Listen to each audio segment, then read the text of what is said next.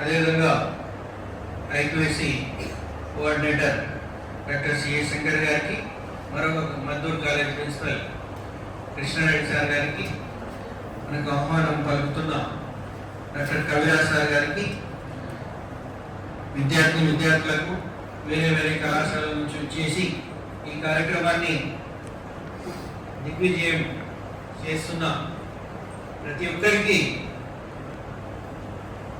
స్వాగతం సుస్వాగతం పలుకుతూ, మా వంతు ప్రయత్నంగా కళాశాల తరపున మేము ఈ కార్యక్రమాన్ని నిర్వహిస్తామని ప్రిన్సిపల్ మేడం గారి దృష్టికి తీసుకురావడం తడువుగా మేడం గారు ఇమ్మీడియట్గా ఒక అవకాశం కల్పించినందుకు సభాముఖంగా ప్రిన్సిపల్ మేడం గారికి ధన్యవాదాలు తెలియజేస్తున్నాం.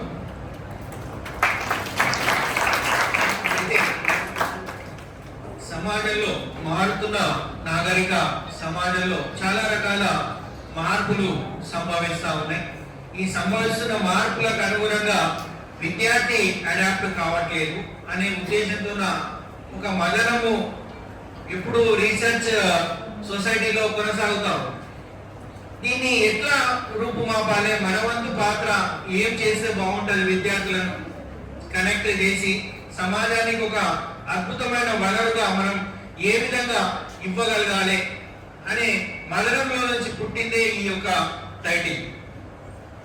పరిశోధన అవకాశాలు, పరిశోధన ఆవశ్యకత, పరిశోధన అవకాశాలు విద్యార్థుల కర్తవ్యం. ఈరోజు మీరు చూడండి, సమాజంలో విద్యార్థులు సైన్స్ కు దూరంగా బతుకుతా ఉన్నారు. సైన్స్ ఫలితాలేమో అనుభవిస్తూ ఉన్నారు, సైన్స్ కు దూరంగా బతుకుతున్నారు. మొన్న ఒక కళాశాలకు విచ్చేసిన ఒక విఐపి ఒక క్వశ్చన్ అడిగింది. ఏంటి ఆ క్వశ్చన్ అంటే, మీలో ఎంతమంది సైంటిస్టులు అవుతారంటే ఓన్లీ ఒక అబ్బాయి సైంటిస్ట్ అయితే అని చేతి లేపిండు అన్నట్టు. అది హైదరాబాద్ లో జరిగిన సంఘటన. ఆ అబ్బాయి కూడా యూపీకి చెందిన అబ్బాయి. అంటే చూడండి, సైంటిఫిక్ గా అప్రోచ్ మనం లేము, సైంటిఫిక్ గా జరుగుతున్న మార్పులను మనం గమనిస్తలేము, సైంటిఫిక్ గా ఆలోచన మనం చేయట్లేదు. ఎవరైతే సైంటిఫిక్ అప్రోచ్ ఉన్నారో వాళ్ళని మనము దగ్గర కావట్లేదు.